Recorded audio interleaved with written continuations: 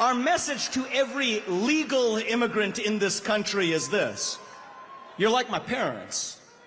But our message to every illegal immigrant, if you came legally, you get the same American dream that everybody else does. Work hard, get ahead, make contributions to this country, love the nation, and that's our message to legal immigrants. But our message to every illegal immigrant is also this.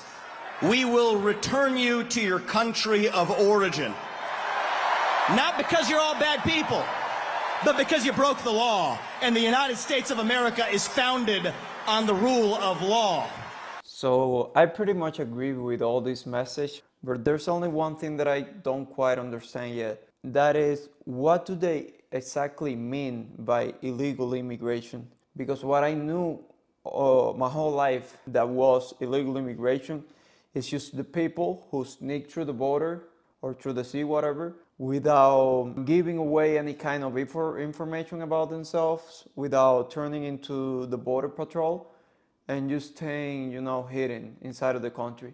I know that everybody heard about this app that you apply being in Mexico, JD Vance in the debate with Tim Walz, they talked about this. He fact-checked the reporter. So I think the name of the app is the CBP1. The way that this works is that being in Mexico, you make an application, you submit a lot of information about yourself, and then they approve you, they give you an appointment, and basically they let you in, and they then let you choose where the hell you want to go into the United States. After a few months, they send you I think you get a social security number, even you get a work permission, and then you get a chance to apply for a green card.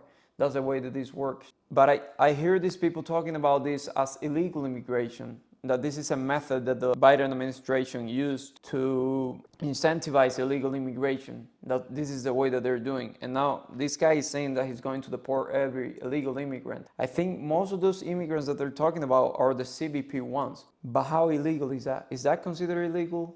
You are giving information about yourself. You're not sneaking into the country, hiding away. What he's talking about is that he wants to deport all these people. That doesn't really resonate with me, I support that we deport the people who are criminals 100%. And I do agree that this CBP1 program is a mistake. And not only a mistake, I think they did it on purpose.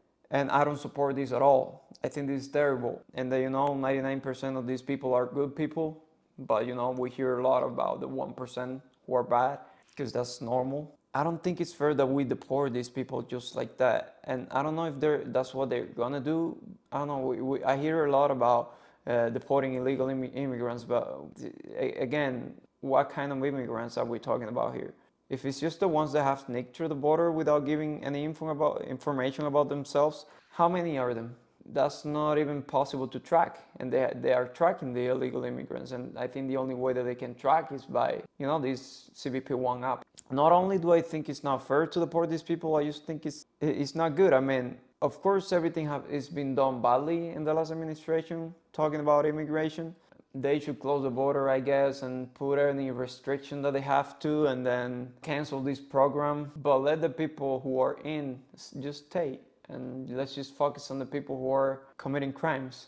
That's my take on it. And of course, I'm all up against, I'm not defending this border crisis, because even if you make it legal from Mexico, you make the appointment and all that, you are still incentivizing people who are not from Mexico, but from other countries, like Cuba, for example, to cross borders to get to Mexico and then apply for that program. But you already have to cross a lot of borders.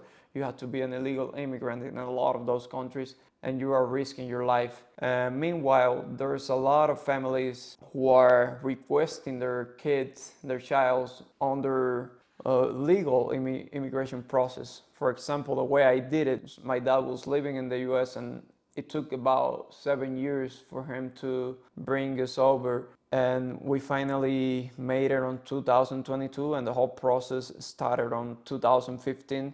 So why not prioritizing this kind of process? We had to pay a lot of money, medical exams, do all the right thing. And once we stepped in the country, we already had a green card. So why don't we prioritize this kind of immigration instead of these crazy programs that all they do is just put people in danger? Anyways, yeah, my question is that, who are we actually deporting? Who are we talking about here? I think we should be more specific, and they should talk more about this, because I don't even think that Donald Trump himself, he understands all about this. I mean, there might be somebody who does. I don't think he's super very informed, and hopefully they do the right thing. And I'm sure he's gonna come elected as president, and hopefully for all of us, he does. But this is the only thing that still doesn't resonate with me. Maybe I'm a little bit biased because I'm an immigrant myself, and I think I can count more than 10 people